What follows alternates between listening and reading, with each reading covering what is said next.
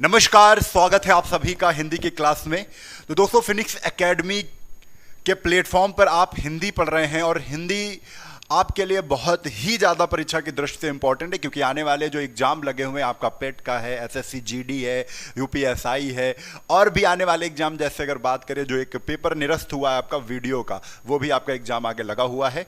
तो इन सब में हिंदी की एक अहम भूमिका है। हिंदी में जो पूरे में पूरे नंबर लाएगा वही परीक्षा को पास करेगा, ये आपको पता है, ठीक है। तो हिंदी में एक भी नंबर छोड़ने का मतलब है कि आप मेरिट से नीचे आना, क्योंकि दूसरा बंदा हिंदी में पूरे के पूरे नंबर ला रहा है। तो बात आपको समझ में आ गई है। तो हिंदी है बड़ी इंपॉर्टेंट, और हिंदी में हर चीज हमको आना चाहिए। और हिंदी का जो आप सिलेबस देखते हो ना, ये मात्र 1 महीने का सिलेबस होता है। अगर 1 महीने आप अच्छे से कंटिन्यू हिंदी के बारे में सोचते हैं, समझते हैं, अच्छे से पढ़ते हैं, तो यकीनन आप हिंदी में पूरे नंबर लाते हैं, अच्छा स्कोर पाते हैं। तो भैया, क्लास हो चुकी है शुरू, वीडियो को कर दीजिए शेयर, और अभी तक अगर लाइक नहीं किया है और आप उपस्थित हो चुके हैं हमारी क्लास में, तो जल्दी से लाइक करो भाई। सबसे पहले आपको करना है लाइक, फिर उसके बाद एक बेहतरीन कक्षा आपका इंतजार कर रही है, जहां पर आज हम व्यंजनों के बारे में सीखेंगे। किसके बारे में सीखेंगे भाई? व्यंजन के बारे में सीखेंगे। तो फटाफट आप सभी को क्या करना है बच्चे? आप सभी को करना है वीडियो को लाइक और शेयर, 2 चीजें आपको करना है। चैनल पर नए हैं तो सब्सक्राइब कर लीजिए, आप ही का प्रॉफिट है। बहुत बढ़िया, वेरी गुड।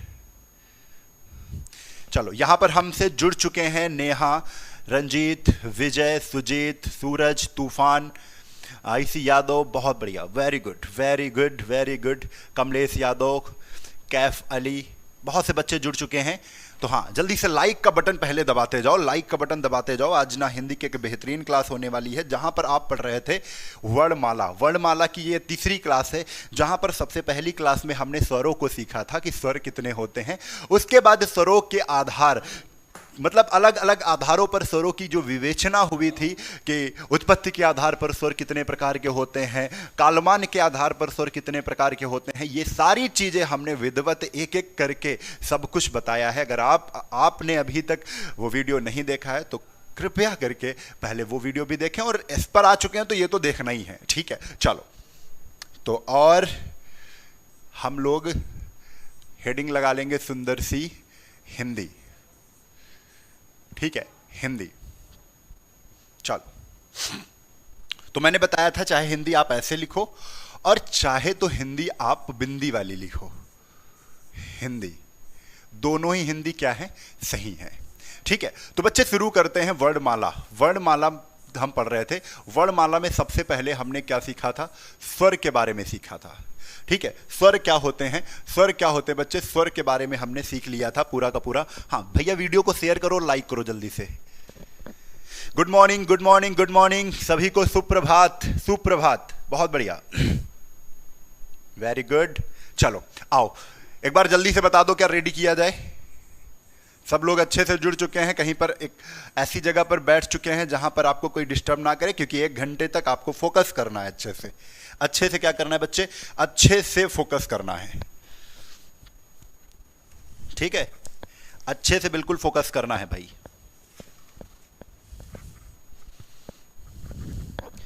हाँ, ठीक है, वेरी गुड। तो चलो शुरू करते हैं भाई, चलो स्टार्ट करते हैं। तो सबसे पहले हमने स्वर पढ़ लिए थे, हमने स्वरों के बारे में जाना था, स्वर के बारे में जाना था कि स्वर कितने थे। तो सभी बच्चों का आंसर क्या था? 11 स्वर थे सर। कितने स्वर थे? 11 स्वर थे। व्यंजन कितने थे सर? तो हमने व्यंजन भी देखे थे कि व्यंजन कितने थे। तो व्यंजन इसके बाद 52 में 11 जैसे ही आप हटाओगे तो आपको खुद समझ में आ जाएगा कि व्यंजन कितने थे? 41। आप देखो, 4 1 कितना हुआ? 5, 1 1 कितना हुआ? 2। तो व्यंजनों की संख्या आपको पता चल गई कि व्यंजन कितने होते हैं। तो व्यंजन 41 हैं। लेकिन ये व्यंजन 41 कौन से हैं बच्चे? कुल व्यंजनों की बात करें, कुल व्यंजन। एक तो सबसे पहले मैं आपको बता दूं, एक तो ये व्यंजन ये इस तरीके से भी लिखा जाता है, एक व्यंजन हम इस तरीके से भी लिखते हैं, इयां भी लगाते हैं, यहां पे अंक की बिंदी नहीं होती है। ये भी व्यंजन आपका सही है और ये भी व्यंजन आपका सही है। तो हमारी आदत है ये व्यंजन लिखने की, तो इस व्यंजन को हम लिखेंगे, इसको नहीं लिखेंगे, ठीक है। तो ये भी व्यंजन सही है, लिखने का तरीका ये भी सही है, लिखने का तरीका ये भी सही है, ठीक है। तो किसी चीज में डाउट नहीं होना चाहिए। चलो, तो अब शुरू करते हैं क्लास को। तो हमने यहां पर बताया था कि जो स्वर होते हैं बच्चे, जो स्वर हैं वो 11 हैं, व्यंजन है 41, और अगर कुल वर्ण की बात करें तो कुल वर्ण कितने हो गए थे? तो कुल वर्ण हो गए थे 52, ठीक है। और यहां पर जो 41 थे, ये 41 कुल व्यंजन हैं, क्योंकि जैसे ही 52 में मैंने 11 स्वरों को हटाया तो 41 क्या बचेंगे? व्यंजन बचेंगे, ठीक है। क्या बचेंगे बच्चे? 41 व्यंजन बचेंगे। अब 41 व्यंजन में लेकिन व्यंजनों की संख्या परंपरागत रूप से क्या मानी जाती है, जो परीक्षा की दृष्टि से बिल्कुल सही है? तो हम कहते हैं सर जो व्यंजन होते हैं ना, तो सर जो व्यंजन होते हैं वो 33 होते हैं। कितने होते हैं? 33 होते हैं। व्यंजन कितने होते हैं? 33 होते हैं। 33 कैसे हो रहे हैं बच्चे? 33 ऐसे हो रहे हैं कि 25 स्पर्श व्यंजन होते हैं। 25 स्पर्श, ये आपको संख्या इसलिए याद करना जरूरी है क्योंकि परीक्षा की दृष्टि से ये संख्याएं बड़ी इंपॉर्टेंट हैं। तो आप संख्याएं एक बार याद कर लो, उसके बाद आपको हम बता देंगे कैसे 25 हैं, कैसे आप 25 4 जोड़ेंगे, फिर उसके बाद जैसे 25 हो गए, 25 में 4 जोड़ेंगे, ये अंतस्थ व्यंजन है। 25 में फिर 4 जोड़ा तो ये ऊष्म संघर्षी व्यंजन है, यानी ऊष्म व्यंजन है। तो आपने देखा 25 4 29, 29 4 कितना हो गया? 33। 29 4 कितना हो गया? 33। यहां पर 25 क्या है? तो 25 स्पर्श व्यंजन है। क्या है बच्चे? स्पर्श व्यंजन है। आप एक मोटा मोटा सा अंदाजा ले लो, स्पर्श व्यंजन है। 4 क्या है बच्चे? अंतस्थ व्यंजन है। अंतस्थ व्यंजन है, अंतस्थ व्यंजन है। और ये 4 क्या है? ये ऊष्म व्यंजन है। ये क्या है बच्चे? ऊष्म व्यंजन है, ठीक है। तो यहां से आपने एक मोटा मोटा ले लिया है कि अंदाजा। और सर ये 33 तो हैं, 33 के बाद 41 कैसे हो रहे हैं? तो बच्चे जो 41 व्यंजन हो रहे हैं, आप सीधा चलते हैं, व्यंजन ही डालते हैं हेडिंग, वहां पर पूरे 41 व्यंजन के बारे में देखते हैं, क्योंकि 11 हमने क्या कर लिए थे? स्वर समझ लिए थे, ठीक है। क्लियर? हाँ भाई, वीडियो को शेयर करो और लाइक में कमी नहीं होनी चाहिए अगर अच्छे से कुछ भी कंप्लीट करना है। देखो, अच्छे से पढ़ने का मतलब है हमारे अंदर जो भी डाउट है ना बच्चे, वो नहीं होने चाहिए। व्यंजन कितने होते हैं? तो व्यंजन की संख्या होती है 33। व्यंजन की संख्या कितनी होती है? 33 होती है, ठीक है। और जैसे ही हमने अगर कुल व्यंजन लिख दिए, क्या लिख दिए बच्चे? कुल व्यंजन लिख दिए, तो कुल व्यंजनों की संख्या कितनी हो जाएगी? कुल व्यंजनों की संख्या हो जाएगी 41, ठीक है। अब इसमें 33 में कौन कौन है? तो बिल्कुल आप ये समझ लीजिए, आपसे कभी अगर क्वेश्चन पूछते हैं व्यंजनों के प्रकार के बारे में, क्या पूछते हैं? व्यंजनों के प्रकार के बारे में। थोड़ा सा टेढ़ा हो रहा है लेकिन आप लोग समझिएगा इसको, ठीक है। व्यंजनों के प्रकार के बारे में पूछते हैं कि कितने प्रकार होते हैं, व्यंजन के कितने प्रकार होते हैं। तो आपका आंसर तुरंत आ जाएगा, सर जी व्यंजन के प्रकार 3 होते हैं। प्रकार मतलब भेद। व्यंजन के कितने भेद होते हैं? तो 3 भेद होते हैं। कौन कौन से होते हैं बच्चे? अब नोट करने की बारी है। व्यंजन के 3 भेद होते हैं। एक होता है स्पर्श व्यंजन, एक होता है स्पर्श व्यंजन,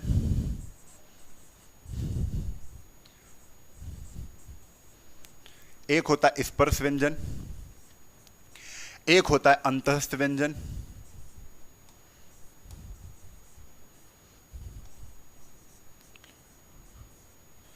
और एक होता है बच्चे ऊष्म व्यंजन। ऊष्म व्यंजन। तो आपसे पूछा जाए कि व्यंजन जो 33 है, तो व्यंजनों के प्रकार कितने होते हैं? व्यंजन के आपसे जैसे ही प्रकार आपसे पूछता है, तो व्यंजन के प्रकार होते हैं 3: स्पर्श व्यंजन, अंतःस्थ व्यंजन, ऊष्म व्यंजन। स्पर्श व्यंजनों की संख्या 25 होती है।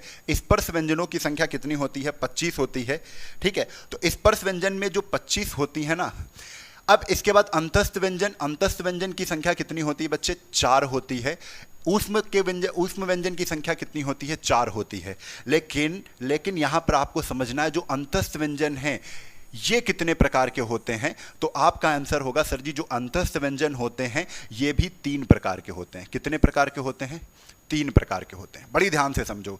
आपसे पूछेगा अंतःस्थ व्यंजन की संख्या क्या होती है, तो आप आंसर कर दोगे 4। अंतस्थ व्यंजन की संख्या क्या होती है? तो 4। अंतस्थ व्यंजन कितने प्रकार के होते हैं? तो 3 प्रकार के होते हैं। कितने प्रकार के होते हैं? 3 प्रकार के होते हैं। वो कौन कौन से हैं? तो आपको याद रखना है, सबसे पहले अर्धस्वर। अर्धस्वर।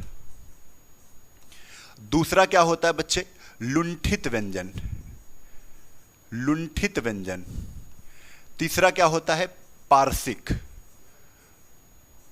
पार्श्विक। तीसरा क्या होता है बच्चे? पार्श्विक व्यंजन। ठीक है, तो एक चीज आपको समझनी है, बड़ी ध्यान से समझनी है भाई। ठीक है, हाँ, वेरी गुड।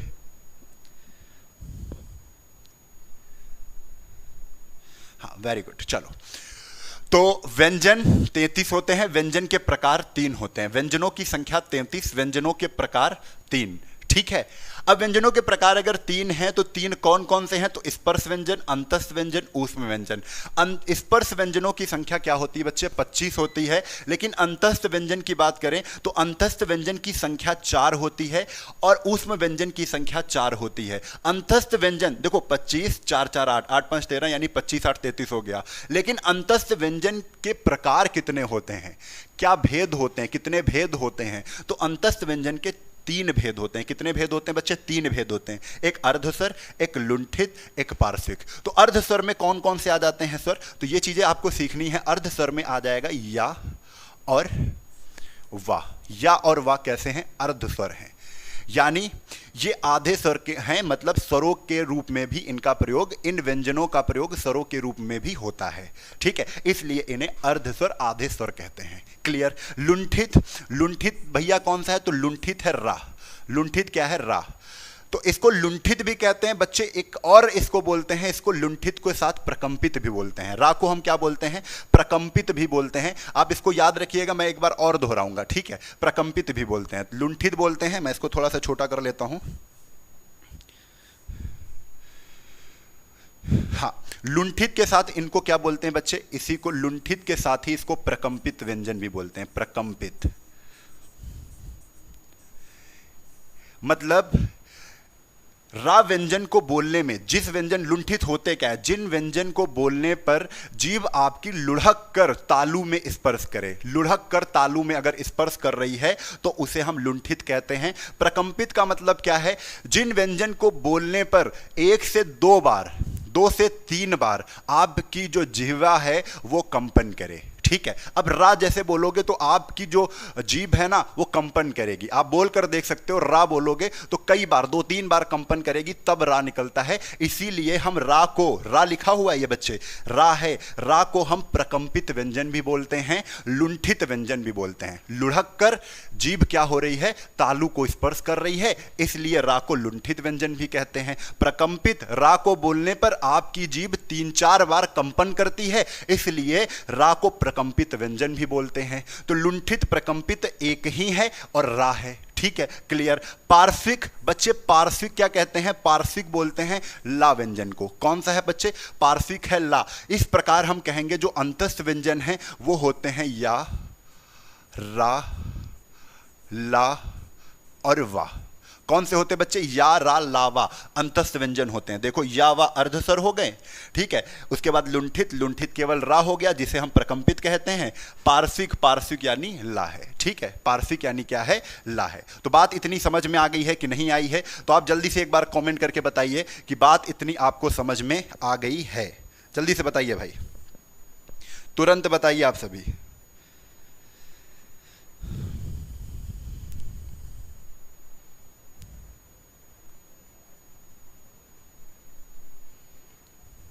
जल्दी से बताओ भाई, जल्दी से। Very good, very good.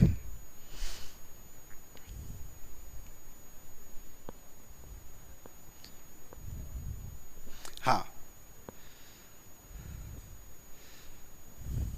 चलो, वेरी गुड, सभी को आ गया है बच्चे। ये अर्ध स्वर व्यंजन है, स्वर नहीं है, ये व्यंजन ही है या और वा, लेकिन इन्हें हम अर्ध स्वर के नाम से जानते हैं। ठीक है, ये स्वर नहीं है, ये अर्ध स्वर व्यंजन है। ठीक है, आधे स्वर दिखते हैं। क्लियर? हाँ, चलो, बहुत बढ़िया।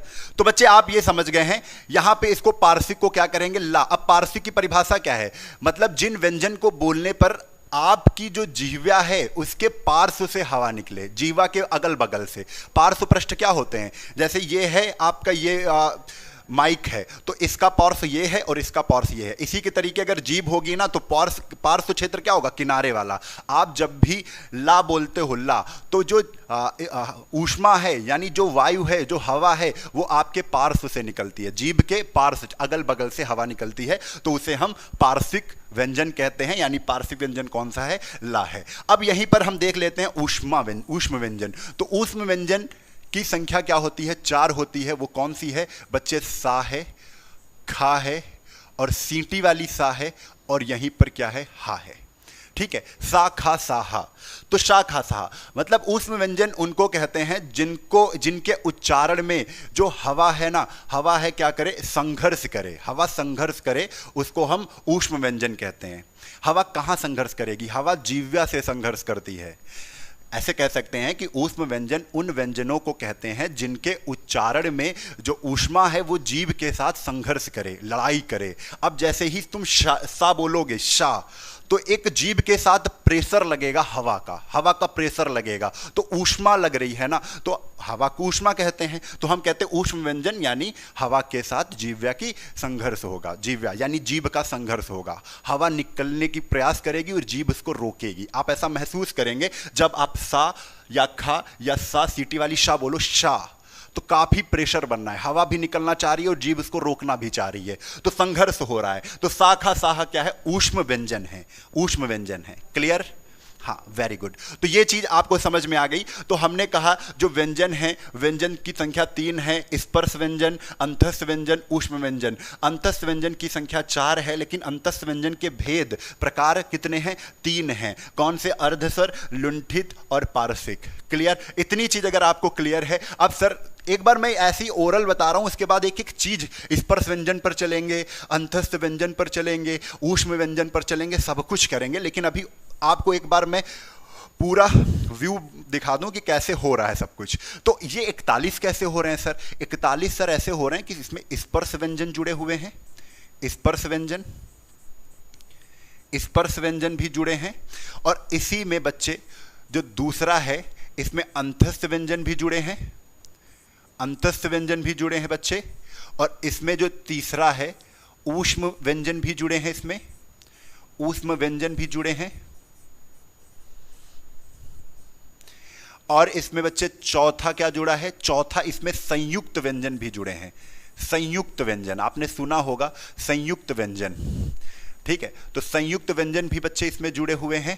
और अभी देख लेते हैं स्पर्श व्यंजनों की संख्या। याद करो स्पर्श व्यंजनों की संख्या कितनी होती है? 25 होती है। याद करो स्पर्श व्यंजन में अगर कुल व्यंजनों की बात करें तो स्पर्श व्यंजन की संख्या 25 होती है, अंतस्थ व्यंजनों की संख्या 4 होती है, ऊष्म व्यंजनों की संख्या 4 होती है, संयुक्त व्यंजनों की संख्या 4 होती है। ठीक है, लेकिन अभी देख रहे हो 25, 25 4 29, 29 4 33, 33 4 4 3 7 37। बचे कितने हैं? बचे हैं 37 के बाद 41 करने में 4 बचे हैं। अब यहीं पर बच्चे बताओ, यहीं पर बताओ द्विगुण व्यंजन, द्विगुण व्यंजन, द्विगुण व्यंजन भी कितने होते हैं? द्विगुण व्यंजन 2 होते हैं। कितने होते हैं? द्विगुण व्यंजन 2 होते हैं। और इसमें आगत व्यंजन भी जोड़ते हैं, लेकिन आगत व्यंजन को हम लोग जोड़ते नहीं, क्योंकि आगत आए हुए व्यंजन है उनको हम नहीं रखते हैं, लेकिन इसमें अयोग वाह जोड़ देते हैं, क्योंकि अयोग वाह हम स्वरों में नहीं रख रहे हैं, क्योंकि अयोग वाह न स्वर है न व्यंजन है। लेकिन हम जो अगर काउंट करने की स्थिति में, जोड़ने की स्थिति में देखें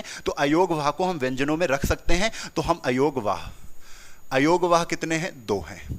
तो एक बार भैया काउंट करो इसको जरा, इतने को काउंट करो। तो हम देख रहे हैं कि यहां तक हो गए थे 39 और यहां तक 37 हुए थे। यहां तक कितने हुए? 37, और 37 के बाद 4 जोड़े तो कितने हो गए? 41। अगर आप अयोग वाह नहीं जोड़ रहे हैं तो आगत व्यंजन जिसमें नुक्ता लगी होती है नीचे, है ना, वो जोड़ सकते हैं आप। क्लियर?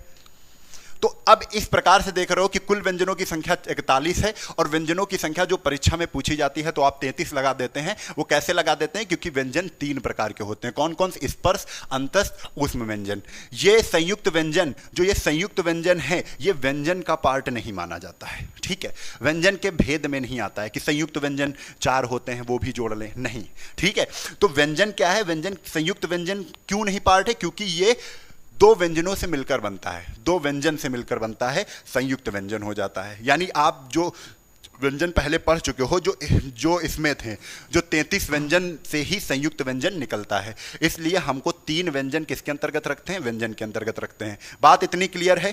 चलो, अब ये चीज अगर क्लियर हो गई तो अब स्पष्टता हम सबसे पहले स्पर्श व्यंजन पढ़ेंगे। क्या पढ़ेंगे? स्पर्श व्यंजन पढ़ेंगे। उसी में हम अयोगवाह के बारे में भी जानेंगे, और अयोगवाह नहीं, अल्प प्राण, महाप्राण, सघोष, अघोष, सबके बारे में अच्छे से समझ लेते हैं। ठीक है, चलो आओ। तो अब स्पर्श व्यंजन की बात करते हैं। स्पर्श व्यंजन, स्पर्श व्यंजन को अगर दूसरे नाम से बच्चे बुलाएं तो इसको वर्गीय व्यंजन भी कहते हैं। क्या कहते हैं? वर्गीय व्यंजन भी कहते हैं, वर्गीय व्यंजन भी कहते हैं, वर्गीय व्यंजन के नाम से जानते हैं। तो आपसे चाहे वर्गीय व्यंजन कहे चाहे स्पर्श व्यंजन कहे, आप कह दोगे सर जी स्पर्श व्यंजन ही पूछ रहे हैं। ठीक है, कहां से कहां तक होते हैं? तो आप एक हिंट ले लीजिए कि का से लेकर मां तक होते हैं। कहां तक होते हैं?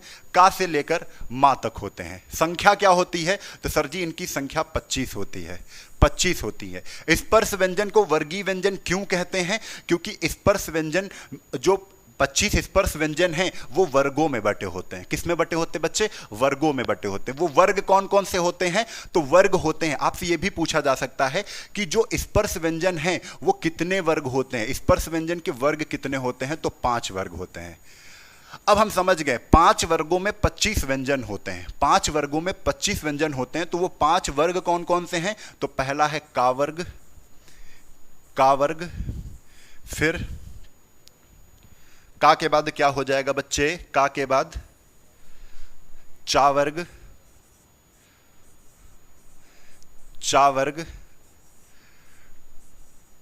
टा वर्ग, ता, ये ता है, ता वर्ग, और पा वर्ग। अब बहुत से बच्चों को ये याद करने में दिक्कत होती है, तो हम कहते नहीं है का को, एक का बच्चा है, उसको चट से मारो। उसको जैसे ही चट से मारोगे तो वो तप करने लगेगा, पूजा पाठ करने लगेगा, तप करने लगेगा, तपस्वी बन जाएगा। कब? जब उसे चट से मारोगे। ठीक है, तो याद हो जाएगा, का के बाद चा ट तप, चट तप, चट के बाद तप होगा। ठीक है, तो ये याद कर लो। कुछ बच्चों को नहीं याद होता है, obvious सी बात है बड़ा आसान। ठीक है, लेकिन नहीं याद हो पाता है, तो उसके लिए हमने बता दिया है आपको। ठीक है, चलो, तो ये भैया ये है वर्ग। ये क्या है? 5 वर्ग हैं। तो आपसे पूछा जाएगा स्पर्श व्यंजन जो होते हैं वो 5 वर्गों में बटे हैं, जिनकी संख्या 25 है। जिनकी संख्या क्या है? 25 है। और इसी में द्विगुण व्यंजन भी ले लिए जाते हैं, लेकिन वो स्पर्श व्यंजन के अंतर्गत नहीं आते हैं, ये याद रखना। ठीक है, जो का वर्ग है, का वर्ग में कौन कौन से आते हैं? तो का, खा, गा, घा, अंगा। याद रखना, का, खा, गा, घा, अंगा। याद तो करवाया गया होगा, लेकिन बहुत से बच्चों को तकलीफ होगी भाई, याद नहीं होगा। ठीक है, चा वर्ग, चा, छा, जा, झा, इया। ठीक है, टा वर्ग, टा, था, दा, धा, ना, सॉरी, टा ठा दा धा ना, टा ठा दा धा ना, सॉरी,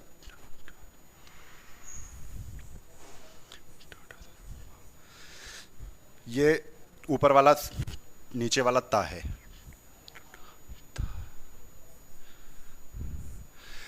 तो का खा गा गंगा चा जा जा जाइए, टा ठा डा ढा, टा ठा डा ढा हो रहा भाई, टा ठा डा ढा अड़ा। इसमें बड़ा याद कर लेना आप लोग, टा ठा डा ढा ड़ा। ता में हो जाएगा ता, था, दा, धा, ना, पा, फा, बा, भा, और मा। चलो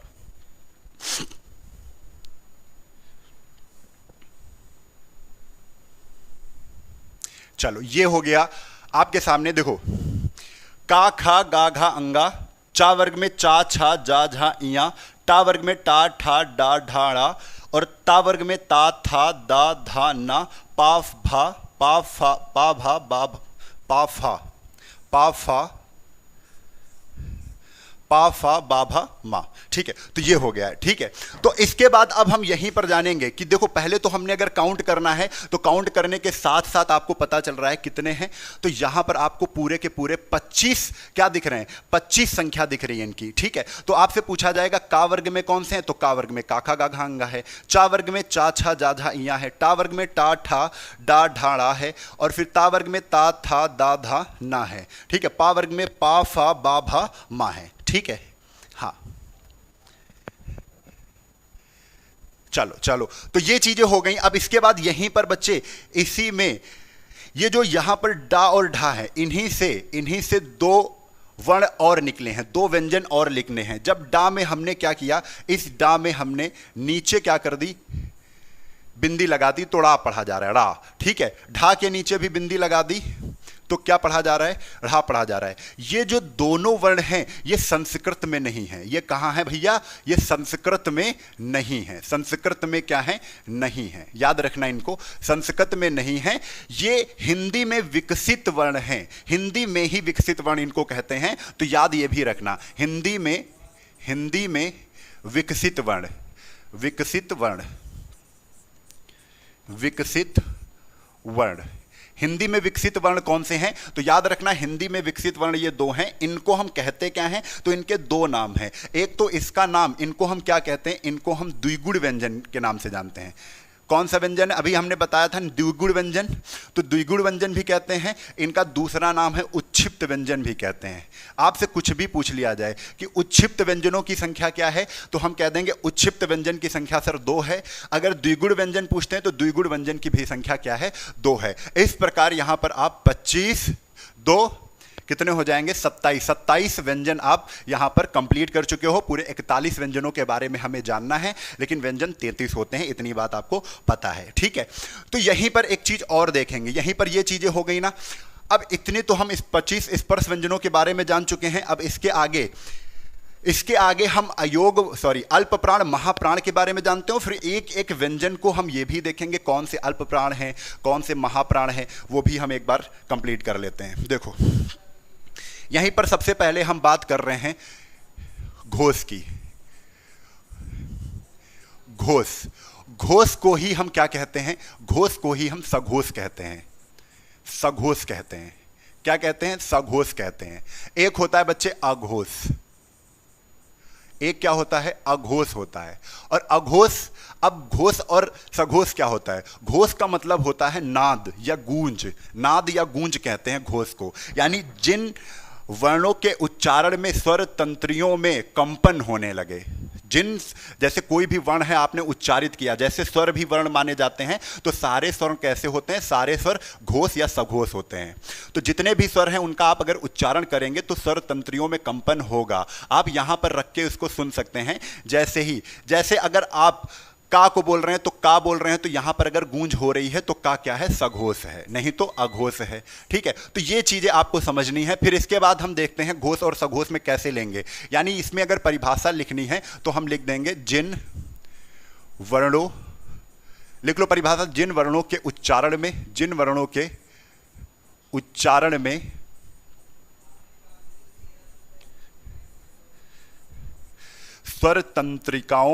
स्वर तंत्रियों या तंत्रिकाओं में, स्वर तंत्रियों में कंपन होने लगे,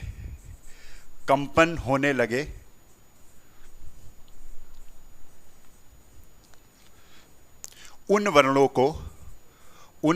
को सघोष या घोष कहते हैं। सघोष या घोष कहते हैं, दोनों चीजें क्या हैं, सेम हैं, घोष कहते हैं। तो एक चीज ये हो गई कि जिन वर्णों के उच्चारण में स्वर तंत्रियों में कंपन होने लगे उन वर्णों को सघोष कहते हैं। और यहां पर इसके जस्ट अपोजिट परिभाषा होगी कि जहां पर कंपन होने लगे हैं ना, वहां पर आप क्या कह देंगे, कंपन क्या है, नहीं हो। मतलब अघोष क्या कहते हैं, जहां पर स्वर तंत्रियों में कंपन क्या हो, कंपन ना हो। तो आप परिभाषा इसको बना के लिख सकते हो। तो हमने बस इतना बता दिया कि स्वर तंत्रियों में कंपन अगर नहीं हो रहा है जिन वर्णों को उच्चारण में, तो हम उसे अघोष कहेंगे। जिन वर्णों के उच्चारण में स्वर तंत्रियों में कंपन हो रहा है तो उसे घोष या सघोष कहेंगे। तो अब भैया कैसे, अब स्पर्श व्यंजन में हमें सघोष और अघोष पहचानना होगा, ठीक है। उसके पहले हम अल्प प्राण और महाप्राण की परिभाषा जान लेते हैं, क्योंकि सब एक साथ हम बताएंगे। अल्प प्राण क्या होते हैं, अल्प प्राण, अल्प प्राण क्या होते हैं, तो अल्प प्राण मैं लिख देता हूं और इसके अपोजिट सीधा महाप्राण हो जाएगा। यानी हम कहेंगे जिन वर्णों के उच्चारण में, जिन वर्णों के उच्चारण में हवा या वायु, हवा मुख से बहुत कम निकलती है, बहुत कम निकलती है, अल्प निकलती है। अल्प से क्या होता है, कम ही होता है, बहुत कम निकलती है, उसे हम क्या कहते हैं, उसे हम अल्प प्राण कहते हैं। जिन वर्णों के उच्चारण में हवा मुख से बहुत कम निकलती है, बस निकलती मात्र है, बहुत कम निकलती है, तो उसको हम अल्प प्राण कहते हैं। और जस्ट इसका महाप्राण क्या होता है, उल्टा होता है। महाप्राण क्या होता है बच्चे, उल्टा होता है। यानी हम कह देंगे बस यहीं पर बहुत कम निकलती है, इसकी जगह क्या हो जाएगी, हवा मुख से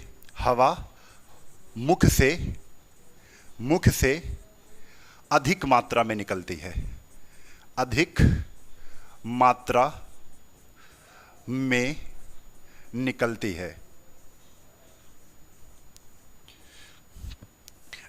है, ठीक है।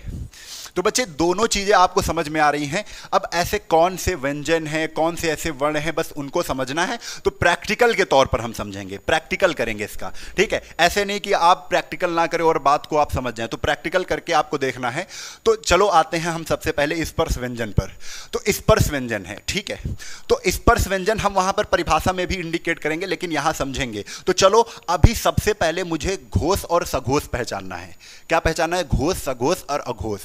हमने बताया है जब भी कंपन हो, जिन व्यंजनों को बोलने में कंपन हो तो सघोष हैं, कंपन अगर नहीं होगा तो अघोष हैं, अघोष हैं, ठीक है। चलो का बोला, ये पूरी लाइन आपको एक बार बोलनी है और उसी के साथ ही डिसाइड हो जाएगा। आपको बहुत ज्यादा बड़ा काम नहीं करना है। जैसे आपको ये एक उंगली अपने कहां रखनी है, यहां पर जो एक हड्डी दिखती है ना, वहां पर रखनी है, ठीक है। ऐसे यहां रखनी है और उसके बाद बोलना है का, खा, गा, घा, अंगा। एक बार रख के आपको बोलना है, प्रैक्टिस करनी है भैया, समझ लो। क्या करना है, आपको यहां जो इसको टेटुआ कहते हैं, ठीक है, तो यहां पर वो कहते नहीं टेटुआ पकड़ लेते हैं, वही वाला चीज तुमको वहां पर एक उंगली रखनी है, ठीक है।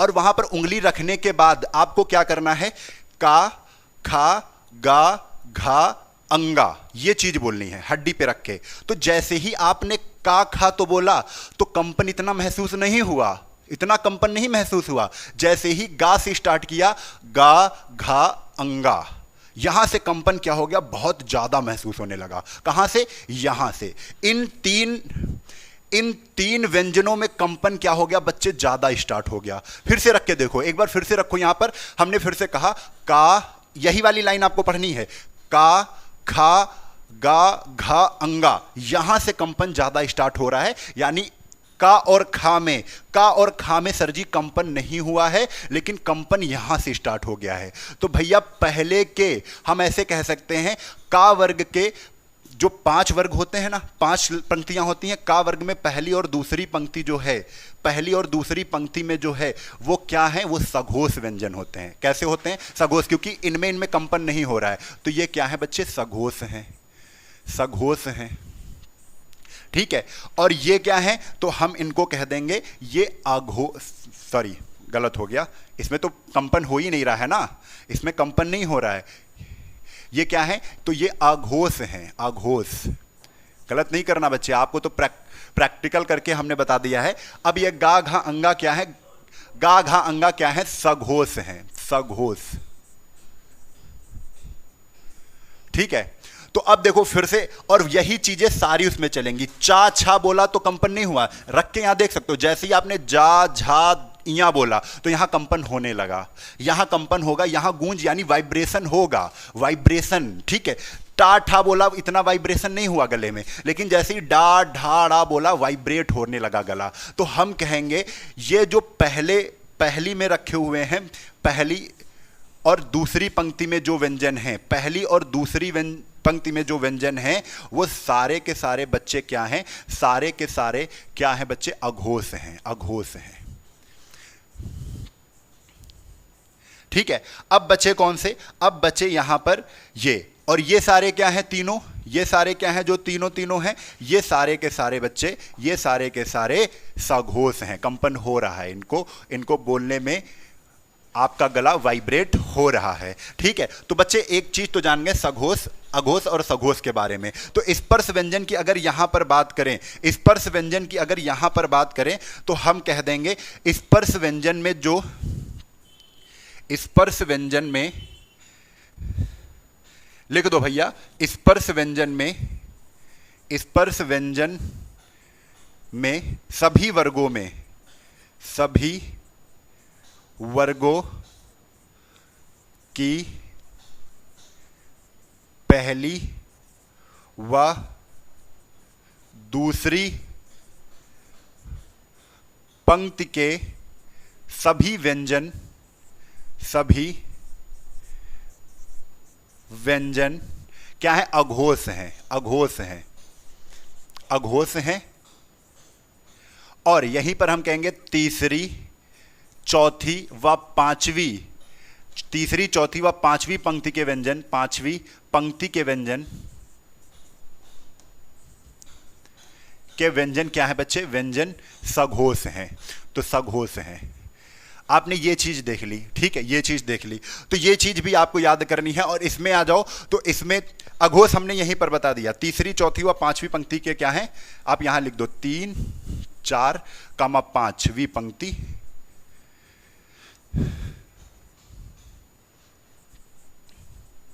व्यंजन क्या है,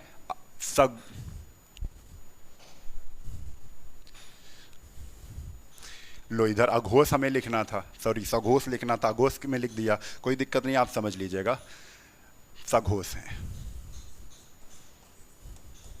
ठीक है, तो हमने यहां पर लिख दिया, आप पढ़ लीजिएगा कि अघोष है, हमने घोष तरफ लिख दिया, लेकिन आप जानते हैं स्पर्श व्यंजन में सभी वर्गों की पहली व दूसरी पंक्ति में जो है वो अघोष हैं, तीसरी, चौथी और पांचवी के क्या है, सघोष हैं। तो सघोष इधर लिखा है, अघोष उधर लिखा है, आप सघोष लिख लीजिएगा। ठीक है, हाँ चलो, अब इसी के साथ हम देखते हैं यहीं पर स्पर्श व्यंजन में अल्प प्राण और महाप्राण के बारे में भी जानते हैं। अल्प प्राण क्या होता है, जिन वर्णों के उच्चारण में हवा मुख से बहुत कम निकलती है उन्हें अल्प हवा निकल रही, अल्प प्राण है। ठीक है, महाप्राण हवा मुख से अधिक निकल रही है तो क्या है बच्चे, महाप्राण है। चलो देखो, अब फिर से क्या करना है, प्रैक्टिकल करना है, फिर से आपको प्रैक्टिकल करना है। तो क्या करता हूं मैं, इसको, इस वाली चीज को मैं आगे लिख लेता हूं एक बार, थोड़ा सा ध्यान दीजिए, कोई कंफ्यूजन नहीं रहेगा फिर। चलो देखो, यहां पर अल्प प्राण निकालना है मुझे, अल्प प्राण, अल्प प्राण व महाप्राण। महाप्राण के बारे में कैसे जानते हैं, देखो तो सारे हम लिख लेते हैं, का, खा, गा, घा, अंगा। ठीक है, ये का वर्ग हो गया। फिर चा, छा, जा, झा, इया, टा वर्ग। तो टा, ठा, डा, टा, ठा, डा, ढा, ड़ा।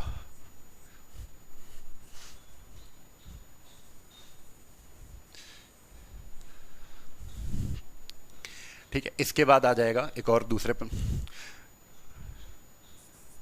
ता, था, दा, धा, ना, पा, फा, बा, भा और मा।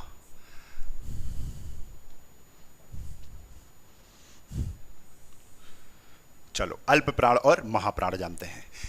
अब देखो, अब आपको इस वाली लाइन से हम देखेंगे, इस वाली लाइन से हम चेक करना शुरू करेंगे, ठीक है। तो आपको क्या करना है, अपना जो हाथ है ना वो मुंह के सामने लगाना है। अपना हाथ कहां लगाना है बच्चे, मुंह के सामने लगाना है। तो लगाओ, आप पहली वाली लाइन केवल पढ़ोगे, पहली वाली लाइन पढ़ोगे, ठीक है। का ऐसे लगाओ, का और खा, जैसे ही खा बोला तो हवा निकली, का में नहीं निकली। का खा, गा बोला तो फिर हवा नहीं निकली, फिर जैसे ही घा बोला फिर हवा निकली। देखो हमने का बोला एक बार, का, फिर जैसे ही खा बोला खा, तो आपको हवा यहां पर प्रतीत होगी, श्योर है वो, कंफर्म है, ठीक है। तो का खा, और जैसे ही खा बोला तो यहां पर हवा निकली है। तो हम अगर महाप्राण, महाप्राण में हवा निकलती है, अल्प प्राण में हवा नहीं निकलती है। तो बच्चे ये क्या है, अल्प प्राण है, आ से अल्प प्राण। ये क्या है, हवा निकली है, तो महाप्राण है। क्या है बच्चे, महाप्राण है। फिर हवा नहीं निकली, गा जैसे ही बोला फिर हवा नहीं निकली, निकलती है उतनी नहीं निकलती जो प्रेशर से निकलती है, ठीक है। यहां पर गा बोला फिर हमें हवा नहीं प्रतीत हुई, तो आ है। फिर जैसे ही घा बोला, घा बोलो आप, घा, और जैसे ही घा बोला तो फिर हवा निकली, तो फिर मा निकला, ठीक है। और फिर उसके बाद आ, अंगा बोलेंगे तो फिर हवा नहीं निकली। यानी कि आप देखोगे कि जो पहली वाली पंक्ति है उसमें सारे के सारे जो व्यंजन हैं वो अल्प प्राण हैं। जो दूसरी वाली पंक्ति है, यानी दूसरा स्तंभ जो है, उसको हम दूसरी वाली लाइन में मां क्या है, महाप्राण है। दूसरी वाली लाइन के सभी व्यंजन कैसे हैं, महाप्राण हैं, महाप्राण के अंतर्गत आते हैं। तीसरी लाइन के अल्प प्राण हैं, चौथी लाइन के महाप्राण हैं, ठीक है। और पांचवी लाइन के बच्चे क्या हैं, पांचवी लाइन के भी अल्प प्राण हैं। अब अगर ऐसे भी आप करके नहीं देख पा रहे हो, वैसे आपके ऑप्शन में भी जैसे हमने दे दिया, महाप्राण को छाटो, चा, ठीक है, गा और डा, और दे दिया छा, ये ऑप्शन दे दिए। हमने कहा इसमें कौन सा महाप्राण व्यंजन है, तो आपको तुरंत क्या करना है, तुरंत आपको हाथ कहां लगाना है, मुख के सामने लगाना है, और सारे जो ऑप्शन में दिए हुए हैं उनको पढ़ना है, जा, गा, डा और छा। और जैसे ही छा आपने पढ़ा तो छा में हवा निकली है, और किसी में जा बोला तो आपको हवा निकली है लेकिन उतनी हवा नहीं निकली है। तो जैसे ही आपने छा बोला तो आपको पता चल गया ये छा क्या है, ये महाप्राण है। ये क्या है बच्चे, महाप्राण है। क्लियर है, क्लियर है, आपको समझ में आ रही है बात, ठीक है, वेरी गुड। हाँ, बात क्लियर है बच्चे। चलो, तो इतनी बात अच्छा आपको समझ में आ गई है। तो ये अल्प प्राण और महाप्राण छाटना हो गया, मतलब जिन व्यंजनों को बोलने में या जिन वर्णों को बोलने में मुख से हवा कम निकलती है, अल्प प्राण कहलाते हैं। जिन व्यंजनों को बोलने में मुख से हवा ज्यादा निकलती है, महाप्राण कहलाते हैं, ठीक है। तो हमने यहां पर व्यंजन भी बता दिए हैं, कौन से अल्प प्राण है, कौन से महाप्राण है, आप छांट लोगे। सघोष अघोष के बारे में बता दिया है। तो अभी हमने क्या बात की थी, अभी हमने यहां पर जो स्पर्श व्यंजन बताए थे, स्पर्श व्यंजन के हमने क्या बताए थे, वर्ग बताए थे। अब वर्गों में ही हम ये देखेंगे कि का वर्ग वाले व्यंजनों को हम किस नाम से जानते हैं, ठीक है। तो का वर्ग वाले व्यंजनों को अब नाम समझ लेते हैं, कौन कौन से नाम हैं। तो का, खा, गा, घा जब भी बोलते हो तो जो वायु है वो कहां, अंदर से निकलती, कंठ से निकलती है। तो ये का वर्ग वाले सभी व्यंजनों को हम क्या कहते हैं बच्चे, कंठ व्यंजन कहते हैं। क्या कहते हैं, कंठ व्यंजन भी कहते हैं। क्योंकि ये का वर्ग वाले सभी व्यंजन, का, खा, गा, घा, अंगा, ये कहां से, कंठ से निकलते हैं। इसे हम क्या कहते हैं, का वर्ग के सभी व्यंजनों को हम कंठ व्यंजन के नाम से जानते हैं। क्लियर है। तो हम कहते हैं ना, स्पर्श व्यंजन कितने प्रकार के होते हैं, तो 5 प्रकार के होते हैं, क्योंकि 5 वर्गों में बटे हैं। अब स्पर्श व्यंजन अगर 5 प्रकार के होते हैं तो पहला प्रकार है कंठ्य व्यंजन। अब चा, जब भी चा, छा, जा, झा, इया बोलोगे तो जो आपकी जीवा है वो आपके तालू पे स्पर्श करती है। कहां पे स्पर्श करती है, तालू ऊपर वाली जो सतह होती है उसको बोलते हैं, मुख में ऊपर वाली सतह को तालू बोलते हैं। तो जो चा वर्ग वाले जो हैं वो जीव्या आपकी कहां स्पर्श करती है, तालू में। तो इसलिए हम इनको तालव्य व्यंजन कहते हैं, तालव्य व्यंजन कहते हैं, ठीक है। तो का वर्ग वाले को कंठ्य व्यंजन, चा वर्ग वाले को तालव्य व्यंजन कहते हैं। जब टा बोलते हैं, आप देखो जब भी टा, ठा, डा, ढा बोलते हो तो जो तालु होती है उसके पीछे की जो सतह होती है, तालु तो आगे की सतह है, उसके पीछे की, तालु के जब पीछे जाओगे अंदर तो वहां उसको मूर्धा कहते हैं, उस स्थान को हम मूर्धा कहते हैं। मुख के स्थानों की हम बात कर रहे हैं। तो जैसे आप अगर एक चित्र बनाए तो यहां पर अगर चित्र ऐसे बना हुआ है, ठीक है, तो ये वाली जो नाल है, ये यहां वाले क्षेत्र को हम मूर्धा कहते हैं। क्या कहते हैं? मूर्धा कहते हैं। जहां से जीभ तुम्हारी क्या है, मुड़ी हुई है, ठीक है, उसको मूर्धा कहते हैं। तो बच्चे ऐसे भी कह सकते हैं, जहां पे कौवा है उसकी आसपास की जगह होती है। तो तालव्य, तालव्य व्यंजन हो गया। तो टा वर्ग मूर्धा, जब भी आप टा बोलते हो तो जीभ आपकी उल्टी होके कहां स्पर्श करना चाहती है? मूर्धा में, तालु में नहीं स्पर्श करती। आप बोलो टा, ता जैसे ही बोलोगे तो आपकी जो जीव्या है वो मुड़ के कहां स्पर्श करना चाहती है? आपकी जो जीव्या है वो तालु के पीछे स्पर्श करना चाहती है, मूर्धा वाले स्थान पर। तो इसलिए हम टा वर्ग वाले को क्या कहते हैं? मूर्धन्य, क्योंकि मूर्धा में स्पर्श कर रही है तो हम इसको क्या कहेंगे बच्चे? मूर्धन्य व्यंजन कहेंगे, मूर्धन्य व्यंजन। ठीक है, जब भी ठा बोलोगे तब भी ठा बोलने में आपकी जीभ तुरंत मुड़ के पीछे स्पर्श करना चाहेगी। उसका बहुत मन है कि जैसे ही आप ठा बोलोगे तो जीभ है वो पीछे जाके क्या है? स्पर्श करे, मूर्धा में स्पर्श करे जाके। जैसे ही आप डा बोलते हो, ढा बोलते हो, ड़ा बोलते हो, पूरी जीभ मुड़ के पीछे छूना चाहती है मूर्धा वाले स्थान पर। ठीक है, तो इसके बाद जैसे ही आप ता बोलते हो तो ये का कंठ हो गया, तालव्य हो गया, ता। अब जब भी ता आप बोलो, ता बोलो तो जीभ दांतों के बिना आप नहीं छुए तो आप बोल ही नहीं सकते हो। ता, था, दा, धा, ना। आप बोलकर देखो तो जैसे ही आप ता बोलते हो तो जीभ आपके दांतों को स्पर्श करती है, इसीलिए इसे दंत्य, इसे क्या बोलते हैं? दंत्य व्यंजन बोलते हैं। ठीक है, दंत्य व्यंजन बोलते हैं। जब आप पा वर्ग इस्तेमाल करते हो, यानी पा, फा, बा, भा, मा बोलते हो तो ओठ आपके बिना ओठों को टच किए हुए आप नहीं बोल सकते हो। कभी बोलो पा बोलना है, ओठ आप ना टच करो, बोल के दिखाओ। अगर नहीं बोल पा रहे हो तो इसका मतलब है पा, फा, बा, भा, मा के लिए ओठों को होना जरूरी है। तो हम इसे क्या कहते हैं? ओष्ठ्य व्यंजन कहते हैं, ओष्ठ व्यंजन बोलते हैं। तो हम इस तरीके से भी एक चीज जान सकते हैं कि जो स्पर्श व्यंजन होते हैं वो 5 प्रकार के होते हैं: कंठ्य व्यंजन, तालव्य व्यंजन, मूर्धन्य, दंत्य, ओष्ठ्य। ठीक है, तो स्पर्श व्यंजन 5 वर्गों में बटे हैं, इसलिए 5 प्रकार हैं। संख्या की बात करें तो संख्या कितनी है? 25 है। Clear, confirm? ठीक है, इतनी बात आपको समझ में आ गई होगी। चलो, तो ये चीजें भी आपकी कंफर्म हो गई हैं। अब आप समझ लीजिएगा, का वर्ग वाले व्यंजन को कंठ्य व्यंजन बोलते हैं, चा वर्ग वाले को तालव्य बोलते हैं, टा वर्ग वाले को मूर्धन्य व्यंजन बोलते हैं क्योंकि मूर्धा से निकलती है ये सारे व्यंजन, ता वर्ग वालों को दंत बोलते हैं, पा वर्ग वाले को ओष्ठ बोलते हैं। ये चीज हो गई कंप्लीट। अब आगे आते हैं हम लोग कहां पर? कुछ जो बचे हुए हैं। अब जो इंपॉर्टेंट बचे हुए हैं उनके बारे में हम सीखते हैं। ठीक है, यहीं पर का के बारे में हम, का के बाद हम चलते हैं कहां पर? अंतस्थ व्यंजन के बाद। अंतस्थ व्यंजन, स्पर्श व्यंजन हम लोग सीख चुके हैं, अब अंतस्थ व्यंजन फिर से एक बार सीखते हैं, क्योंकि अंतस्थ व्यंजन की संख्या कितनी होती है? 4 होती है। अंतस्थ व्यंजन की संख्या कितनी होती है? 4 होती है। ठीक है, वो कौन कौन सी है?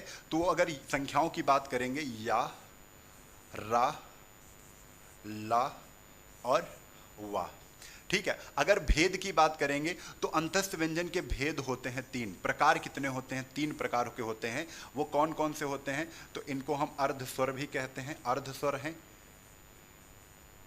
अर्ध स्वर हैं। इनको हम दूसरे नाम से जाने तो अगर इनको ही हम क्या कहते हैं? लुंठित कहते हैं, लुंठित व्यंजन, लुंठित व्यंजन कहते हैं।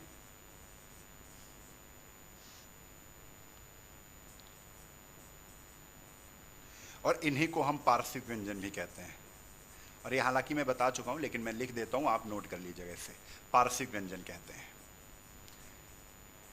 अब इसका मेन चीज बताने की ये है कि इनके उच्चारण स्थान कहाँ से हैं, ये सघोष हैं कि अघोष हैं। तो याद करो, ये जो सारे के सारे ये जो लिखे हुए हैं ना, ये सारे के सारे आप या, रा, लावा बोलते हो तो हवा नहीं निकलती है। यानी कि जो अंतस्थ व्यंजन हैं वो कैसे हैं? अल्प प्राण हैं। क्या है बच्चे? अल्प प्राण हैं। और जैसे ही या, रा, लावा बोलते हो आप तो यहां पर वाइब्रेशन होता है, गले में वाइब्रेशन होता है। इसलिए जो यारा लावा हैं, जो अंतस्थ व्यंजन है सारे के सारे, जो अंतस्थ व्यंजन है सारे के सारे, वो कैसे हैं बच्चे? सघोष हैं। कैसे हैं? सघोष हैं। कैसे हैं बच्चे? सघोष हैं, यानी घोष हैं। इनको बोलने पर स्वर तंत्रियों में कंपन होता है। ठीक है, तो या रा लावा हो गया। अब बच्चे अर्ध स्वर में हमने आपको बताया था अर्ध स्वर की संख्या कितनी होती है? 2 होती है। वो कौन कौन से हैं? या और रा। ठीक है, ये लुंठित व्यंजन क्या है बच्चे? रा है। रा के बाद पार्श्विक व्यंजन कौन सा है बच्चे? ला है। ठीक है, तो यहां पर हमने देखा कि या क्या है? या है अर्ध स्वर। रा क्या है? लुंठित है। ला पार्श्विक है। वा क्या है? वा क्या है बच्चे? अर्ध स्वर है। वाह, सॉरी, या और वाह, या रा नहीं, या और वाह, या और वाह, ये क्या है? अर्ध स्वर हैं। अब यहीं पर इन्हीं का अर्ध स्वर या और जो वाह है ना, यहां पर एक चीज और लिख लो, या और वाह को ही हम, या और वाह को ही हम संघर्षहीन व्यंजन कहते हैं। आपको मैं बता दे रहा हूं, फिर अभी एक बार मैं इस सब चीजों को बताऊंगा। संघर्षहीन व्यंजन अगर पूछें, जिन व्यंजनों को बोलने पर जीभ और हवा को संघर्ष ना करना पड़े, जीभ को हवा के साथ संघर्ष ना करना पड़े, तो वो व्यंजन कौन से हैं? या और वाह है। ठीक है, इनमें हवा और जीभ का कोई ताल्लुकात ही नहीं है। या और वाह आप बोल लेंगे। ठीक है, तो हम संघर्षहीन व्यंजन किसको कहते हैं? या और वाह को कहते हैं। अब इसी में बच्चे ये देखना है आपको, क्या देखना है आपको? यहां पर देखना है कि इसका जो स्थान है ये तालु है। ये क्या है? तालु है। तालु से ये या बोला जाता है। ये मसूड़े से निकलता है, मसूड़े से, वर्ष जिसे बोलते हैं, मसूड़ा। ठीक है, ये भी आपका क्या है? मसूड़ा। और ये बच्चे जो ये वा बोला जाता है, ये बोला जाता है, इसको मसूड़ा भी कह सकते हैं, वर्ष भी बोलते हैं, वर्ष। ठीक है, तो वर्ष नहीं, आप मसूड़ा याद करो, वर्ष वहां पर अगर दिखेगा तो आप बोल लोगे। पूछेंगे रा का उच्चारण स्थान कहाँ है, तो आप मसूड़े से है। ठीक है, ला कहाँ से है, तो मसूड़े से है। मसूड़ा कहाँ होता है? दांत के जो पीछे का हिस्सा होता है वो मसूड़ा कहलाता है। ठीक है, जब रा बोलोगे तो मसूड़े के पास जीभ स्पर्श करेगी, ला बोलोगे तो मसूड़े के पास जीभ स्पर्श करेगी। वा जैसे ही बोलोगे तो ये दंतोष्ठ है, दंत और वोष्ठ। वा जैसे बोलोगे दंत का भी काम होगा, दंत में छुएगी स्पर्श, जीभ स्पर्श करेगी, और ओठों का काम होगा, तो हम इसे कहते हैं दंतोष्ठ। दंतोष्ठ, तो दंतोष्ठ में रखेंगे वाह को। दंतोष्ठ क्या है? वाह है। दांत और वोट के साथ वाह बोला जाएगा। क्लियर है? तो आप इनको भी देख लीजिए, या रा लावा। और एक चीज समझ लो, इन्हीं को बच्चे एक चीज हमने और बताई थी, जो ला है ना, ला क्या है? ला के बाद हमने रा को भी बताया था। रा क्या है? रा प्रकंपित भी है, प्रकंपित, प्रकंपित व्यंजन भी है। बार बार मैं याद इसलिए करवा रहा हूं आपको रट जाए। ठीक है, तो ये चीजें आपको समझ में आ गई होंगी। जल्दी से बताओ, जल्दी से बताओ, इतनी बात आपको समझ में आई है कि नहीं आई है?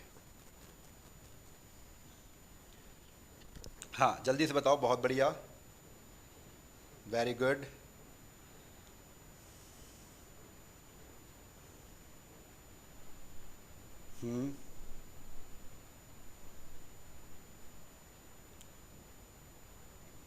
चलो, बहुत बढ़िया,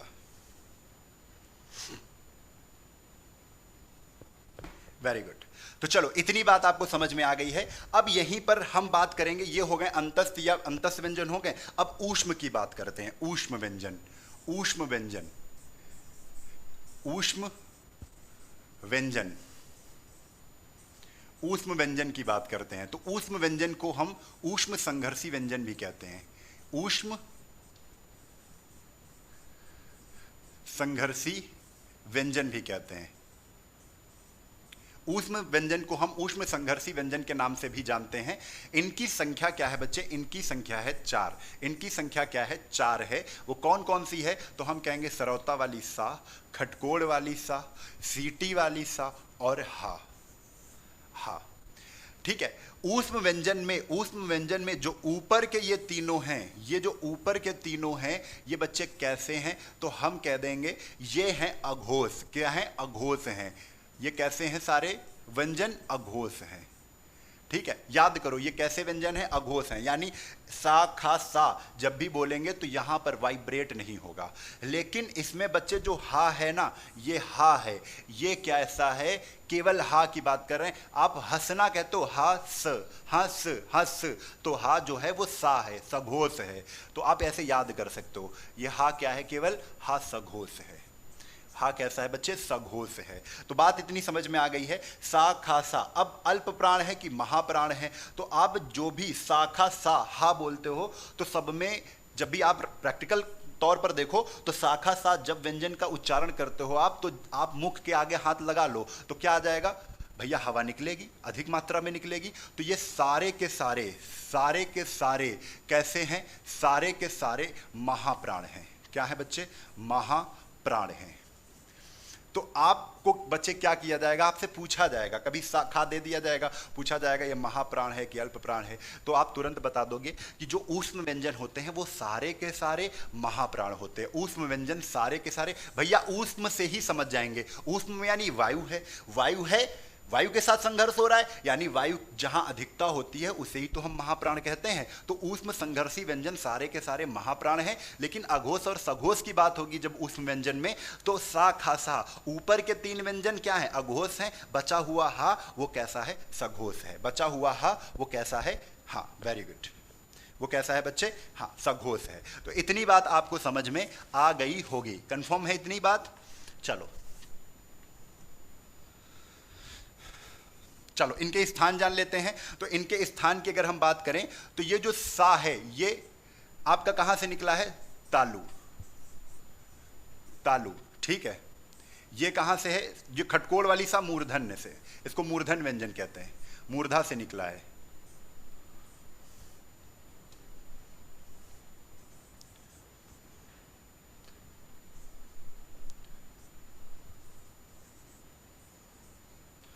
अब ये शाक कहां से है?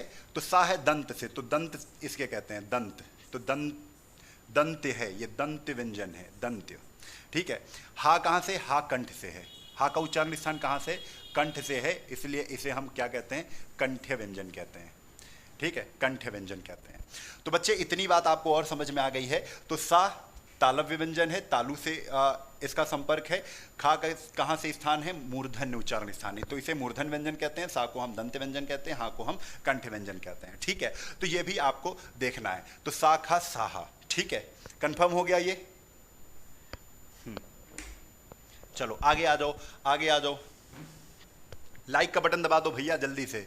अब इसके बाद बचे हैं आपके संयुक्त व्यंजन। संयुक्त व्यंजन, तो संयुक्त व्यंजन कौन कौन से हैं? तो संयुक्त व्यंजनों की संख्या हमने क्या बताई थी? 4 थी। वो कौन कौन सी थी? तो आपको बताया था, एक था छत्री वाला छा, एक था त्रा, एक था छत्र और ज्ञा, और एक था स्रा, एक था स्रा। तो ये छा जो है ये किससे बन रहा था? तो आपको बताया था ये का और, ठीक है, ये का और खटकोड़ वाली सा से बन रहा था, ठीक है। तो ये ता किससे बन रहा था? ये ता से बन रहा था, आधी ता से, और रा के, ठीक है। ज्ञा किससे बन रहा था? तो ये जा से बन रहा था और इया से बन रहा था, ठीक है। स्रा किससे बन रहा था? सीटी वाली सा से बन रहा था और प्लस रा से बन रहा था। तो ये भी याद रखोगे कि जो संयुक्त व्यंजन की संख्या होती है वो क्या है? 4 है, ठीक है। तो संयुक्त व्यंजन नए व्यंजन के तौर पर इनको माना जाता है। ये नए व्यंजन, इनको नए व्यंजन भी कहते हैं, ठीक है, नए व्यंजन।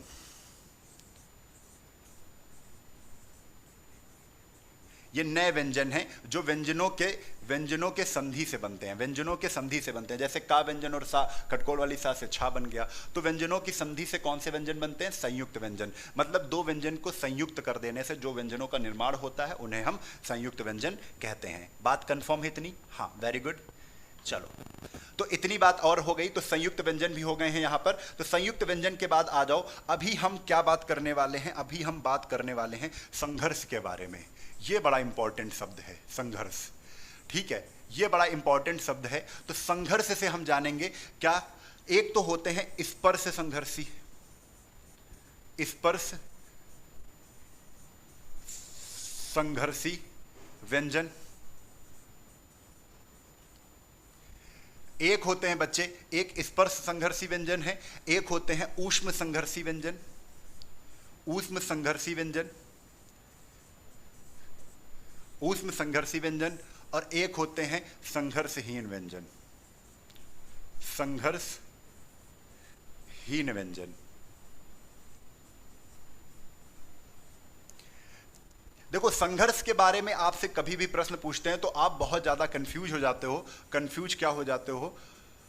कंफ्यूज बच्चे ये हो जाते हो कि जो संघर्ष के मामले में 3 क्वेश्चन बनते हैं। एक तो स्पर्श संघर्षी। स्पर्श संघर्षी क्या होते हैं? जब आपकी जीभ तालू से टच कर जाए फिर हवा के साथ क्या हो? संघर्ष हो। जीव्या तालू के साथ स्पर्श कर जाए। जीव्या स्पर्श संघर्षी व्यंजन का मतलब मैं बता रहा हूं, जब जीव्या आपकी तालू के साथ स्पर्श कर जाए और फिर वायु के साथ क्या हो? संघर्ष हो, तो उसको हम स्पर्श संघर्षी व्यंजन कहते हैं। आपकी जैसे हम कह दे कौन से ऐसे व्यंजन हैं, तो आप कहोगे जो चा वर्ग में है ना सर, उसमें ऐसा होता है। जब भी चा बोलोगे तो हवा भी निकलने की कोशिश करेगी, हवा संघर्ष करेगी किसके साथ? जीव्या के साथ। लेकिन जीव्या टच कर जाएगी तालू में, बिल्कुल चा चपक के जीव्या कहाँ जाती है? तालू में चिपक जाती है जाके चा, और हवा भी निकलने की कोशिश करती है। आप देखो करके।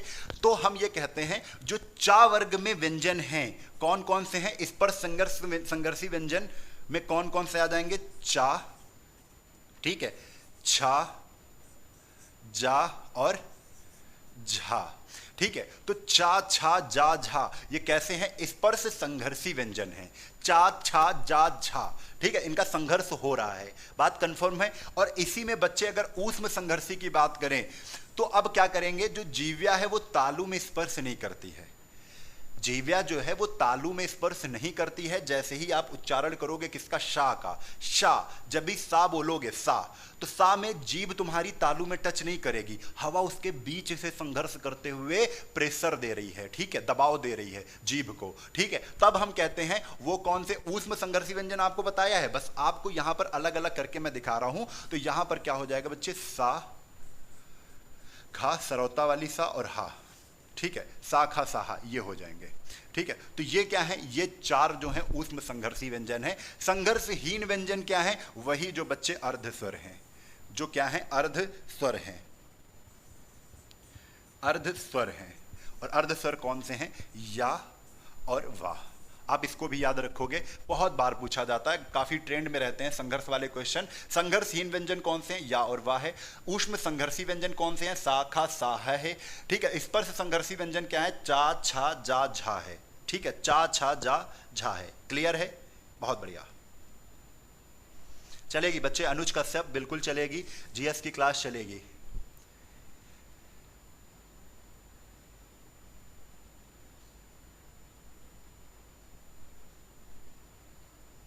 क्या हुआ यशिता? बच्चे बदली जल्दी से बताओ यशिता क्या हुआ? तो इतनी बात आपको समझ में आ गई है, ठीक है। तो अभी हम यहां पर क्या पढ़ रहे थे? अभी हम यहां पर संघर्ष वाला मैटर पढ़ रहे थे। संघर्ष पे स्पर्श संघर्षी व्यंजन आएगा, उसमें संघर्षी व्यंजन आ जाएगा, संघर्षहीन व्यंजन आ जाएंगे, ठीक है। तो अब यहां पर हमने लगभग पूरा का पूरा कंप्लीट करा दिया है। अब कुछ बचा नहीं है यहां पर। जो बचा है वो सारी की सारी चीजें हमने यहां पर आपको बता दी है। क्या अल्प प्राण होते हैं, क्या महाप्राण होते हैं, ठीक है, सारी चीजें हमने कवर करवा दी है, ठीक है। ऐसे ही जैसे यहां पर एक संघर्षहीन आया है ना, ये संघर्षहीन शब्द आया है, तो जो सभी स्वर होते हैं, संघर्षहीन अगर स्वर कहें, संघर्षहीन क्या करें? स्वर पूछें, तो हम कह देंगे सारे स्वर कैसे होते हैं? संघर्षहीन होते हैं, संघर्षहीन होते हैं, उनमें संघर्ष नहीं करना पड़ता है। बिना संघर्ष के हवा और जीभ का संघर्ष नहीं होगा, तो उसमें स्वर होते हैं। तो स्वर, सभी स्वर क्या होते हैं? सभी स्वर संघर्षहीन होते हैं, और इनको भी तो अर्ध स्वर कहते हैं, इसीलिए या और वाह भी क्या है? संघर्षहीन व्यंजन है। क्या है? व्यंजन है। तो बात समझ में आ गई होगी आपको, ठीक है। चलो, तो इतनी बात आपको समझ में आ गई है, तो एक बार रिवीजन कर लेते हैं, सारी चीजें फिर से हम आपको बता देते हैं। फटाफट देख लीजिए एक बार, ज्यादा कुछ नहीं है। हमने पढ़ा था स्वर, उसके बाद पढ़ा था कि स्वरों की संख्या 11 थी, व्यंजन 41, कुल व्यंजन कितने हैं? 41 हैं, ठीक है। कुल वर्ण कितने थे? 52 थे। अगर व्यंजन परंपरागत रूप से परीक्षा की दृष्टि से पूछे जाएं तो व्यंजन 33 होते हैं, जिसमें कौन कौन होते हैं? स्पर्श व्यंजन 25, 4 क्या होते हैं? 4 अंतस्थ होते हैं और 4 ऊष्म होते हैं। इस प्रकार जो व्यंजन होते हैं वो व्यंजन के 3 प्रकार होते हैं। हमने आगे सीखा है व्यंजन जो 33 थे वो 3 प्रकार में बटे हुए थे। कौन से? स्पर्श, अंतस्थ, ऊष्म, जो जिनकी संख्या आपके नीचे लिखी हुई है। अंतस्थ व्यंजन के 3 प्रकार होते हैं, पार्श्विक, अर्धस्वर और लुंठित, ये आपको बताया था। यहां पर आपको 41 व्यंजन हमने गिना दिए थे, कैसे 41 हुए थे, ठीक है। इसके बाद स्पर्श व्यंजन का जब हमने वर्गीकरण किया है तो यहां पर स्पर्श व्यंजन 5 वर्गों में डिवाइड किए हैं, जिसमें 25 व्यंजन आपके थे, संख्याओं में 25 व्यंजन थे। का वर्ग, चा वर्ग, टा वर्ग, ता वर्ग, पा वर्ग में 25 व्यंजन आपके यहां पर समाहित थे, ठीक है। और अगर बात करें, अगर का वर्ग को हम कहते क्या है, का वर्ग का जो भी व्यंजन है उसका उच्चारण स्थान कंठ का होता है, इसीलिए इसे हम कंठ्य व्यंजन बोलते हैं। चा वर्ग में जितने भी व्यंजन हैं उनका उच्चारण स्थान क्या होता है, तालु होता है, जीभ तालु में टच करती है, इसलिए इसे तालव्य कहते हैं। टा वर्ग में टा, ठा, डा, ढा, ड़ा है, इसलिए इसे टा वर्ग में रखा गया है, क्योंकि ये मूर्धा से व्यंजन निकलते हैं, इसलिए मूर्धन्य कहते हैं। पा वर्ग, फिर ता वर्ग है, ता वर्ग दंत से निकलते हैं, पा वर्ग ओष्ठ से निकलते हैं, इसे ओष्ठ व्यंजन के नाम से जानते हैं। यहां पर डा और ढा से, जो संस्कृत में डा और ढा था, लेकिन डा और ढा का डा और ढा ये हिंदी में विकसित शब्द हैं, संस्कृत में नहीं थे, हिंदी में विकसित हैं। इन्हें हम क्या द्विगुण व्यंजन और उच्छिप्त व्यंजन के नाम से जानते हैं, हिंदी में विकसित वर्ण के नाम से भी जानते हैं, कि हिंदी में कौन से नए वर्ण ऐसे हैं जो विकसित हुए हैं। तो बात इतनी और समझ में आ गई। उसके बाद हमने बताया है कि घोष और अघोष के बारे में बता दिया था। घोष ऐसे अगर नॉर्मली जाना जाए तो हम कहेंगे जिन व्यंजनों को बोलने पर गला वाइब्रेट होता है, ऐसे समझ लो, गला वाइब्रेट होता है, या कह देंगे स्वर तंत्रियों में कंपन होता है, उन्हें घोष कहते हैं। स्वर तंत्रियों में कंपन नहीं होता, उन्हें हम अघोष कहते हैं। तो सघोष और अघोष जानने के बाद हम स्पर्श व्यंजन पर फिर चले थे। हमने देखा था का और खा को जब बोल रहे थे तो कंपन नहीं हो रहा था, यानी पहली पंक्ति और दूसरी पंक्ति में जो व्यंजन है वो सारे के सारे अघोष हैं, और बाद के तीसरी, चौथी, पांचवी में जो व्यंजन रखे गए थे वो सारे के सारे सघोष थे, क्योंकि इन व्यंजनों को बोलने में कंपन हो रहा था गले में, गा, घा, अंगा, ठीक है। तो ये सारे के सारे तीन आगे के क्या थे, सघोष थे। इसके बाद हमने यहां पर महाप्राण के बारे में बताया था कि अल्प प्राण जिन वर्णों के उच्चारण में हवा मुख से बहुत कम निकलती है, हवा मुख से क्या होती है, बहुत कम निकलती है, हवा मुख से बहुत कम यानी अल्प निकलती है, तो अल्प प्राण व्यंजन कहलाते हैं या अल्प प्राण वर्ण होते हैं। महाप्राण वर्ण कौन से हैं? अच्छा, एक चीज यहां पर और समझ लो, एक चीज और समझ लो, यही अल्प प्राण में ही सारे जो स्वर हैं, सारे स्वर, जो सारे स्वर हैं वो कैसे हैं, सभी स्वर, स्वर के बारे में बात करें तो सभी स्वर अल्प प्राण होते हैं। कैसे होते हैं बच्चे? अल्प प्राण होते हैं। सभी स्वर कैसे होते हैं? अल्प प्राण। यानी आ, आ, ई, उ, ऊ, ये क्या है? जब भी आ, ई, उ बोलोगे तो उसमें हवा नहीं निकलेगी, कम हवा निकलेगी, इसलिए सभी स्वर अल्प प्राण होते हैं। महाप्राण हवा मुख से अधिक मात्रा में निकलती है, उन्हें हम महाप्राण कहते हैं, ठीक है। इसके बाद हमने अल्प प्राण व महाप्राण स्पर्श व्यंजनों में विवेचना की थी, देखा था कौन से अल्प प्राण है, कौन से महाप्राण है। तो हमने जैसे ही का बोला तो हवा नहीं निकली, जो जैसे ही का के बाद हमने खा बोला, खा में बोलते ही हमें हवा बहुत ज्यादा प्रतीत हुई, इसलिए हमें आ मा आ। और एक सॉन्ग भी सुना होगा, कभी डाउट हो जाए, ठीक है, तो हम बोला सॉन्ग सुने हैं ना, आ मा आ तुझे दिल ने पुकारा, तो आ मा आ पहले है ना, आ मा आ, फिर उसके बाद फिर ऐसे ही क्रम से रख देंगे, आ के बाद माँ आया, माँ के बाद आया, लेकिन शुरुआत गाने की कैसे, आ मा आ तुझे दिल ने पुकारा, ठीक है, तो आ मा आ, फिर मा आ, फिर, ठीक है। तो ऐसे भी आप निकाल सकते हैं। नहीं तो ये तो बहुत अच्छा प्रैक्टिकल है, प्रैक्टिकल करके आप देख सकते हो, कभी भी ऑप्शन में जैसे कुछ भी पूछा जा रहा है तो आप प्रैक्टिकल के तौर पर देख सकते हो, कभी आपको ये चीजें नहीं करनी पड़ेंगी कि याद करना पड़े आपको, ठीक है। इसके बाद बच्चे आ गए थे अंतस्थ व्यंजन पर। तो अंतस्थ व्यंजन हमने बताया था 3 थे, और ये सब कुछ मैं बता चुका हूं पहले भी, और इसमें हाँ स्थान के बारे में बताया था। और अंतस्थ व्यंजन सारे के सारे कैसे होते हैं? सारे के सारे होते हैं बच्चे अल्प प्राण। अंतस्थ व्यंजन सारे के सारे कैसे होते हैं? अल्प प्राण होते हैं। अंतस्थ व्यंजन सारे के सारे कैसे होते हैं? सघोष होते हैं, सघोष होते हैं। सारे स्वर भी आपके सघोष होते हैं। स्वर की बात करें जो आ ई ऊ हैं वो भी सारे सघोष होते हैं, ठीक है। अच्छा, ऊष्म व्यंजन की बात करें तो ऊष्म व्यंजन शाखा सा है, जिसे ऊष्म संघर्षी, संघर्ष व्यंजन के बारे में बताया तो ऊष्म संघर्षी व्यंजन है। आगे चलो, हाँ एक व्यंजन और हम समझ लेते हैं यहीं पर, द्वित्व व्यंजन भी बहुत पूछा जाता है। द्वित्व वर्ण, द्वित्व भी कहते हैं इसे, और कहीं कहीं पर इसे द्वितीय भी कहते हैं। द्वितीय व्यंजन, द्वितीय व्यंजन में जो व्यंजन होते हैं, एक पूरा व्यंजन एक आधा व्यंजन जुड़ा होता है। पूरा व्यंजन, पूरा द्वितीय व्यंजन किसे कहते हैं? जब जहां पर पूरा व्यंजन के साथ, पूरे व्यंजन के साथ आधा व्यंजन जुड़ा हो, आधा व्यंजन वही जुड़ा हो, आधा व्यंजन जुड़ा हो, तो उसे हम बच्चे क्या कहते हैं? उसे हम द्वित्व व्यंजन भी कहते हैं। जैसे हम बात करें एग्जाम्पल के तौर पर, तो एग्जाम्पल के तौर पर हम देखते हैं बच्चा, बच्चा, ये आधा और पूरा व्यंजन वही सेम है ना। तो बच्चा क्या है, बच्चा में द्वित व्यंजन का प्रयोग किया गया है। ठीक है, जैसे हम बात करें दिल्ली, किसकी बात करें, दिल्ली, तो दिल्ली में ला और आधा ला, दिल्ली कैसा है, दिल्ली में द्वित्व व्यंजन प्रयोग किया गया है। बात करें हम किसकी बात करें, लस्सी, लस्सी, लस्सी में क्या है, आप पूरा सा आधा सा, तो लस्सी में क्या है, द्वित्व व्यंजन प्रयोग किया गया है। कंप्लीट। तो द्वित्व व्यंजन को भी आप जान गए होंगे, जैसे बहुत से ऐसी चीजें होती हैं, रस्सा कह दें, लस्सी है, जैसे रस्सी भी कह सकते हैं, रस्सा, रस्सा होता नहीं जिससे बांधा जाता है, रस्सा, रस्सा, रस्सी का पुल्लिंग है रस्सा।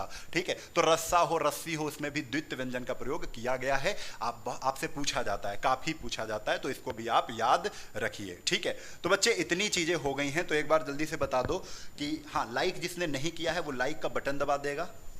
ठीक है, लाइक का बटन दबा देगा।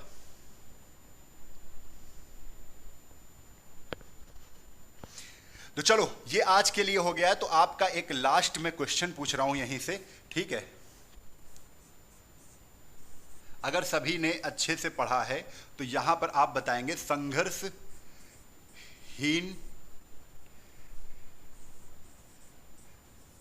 व्यंजन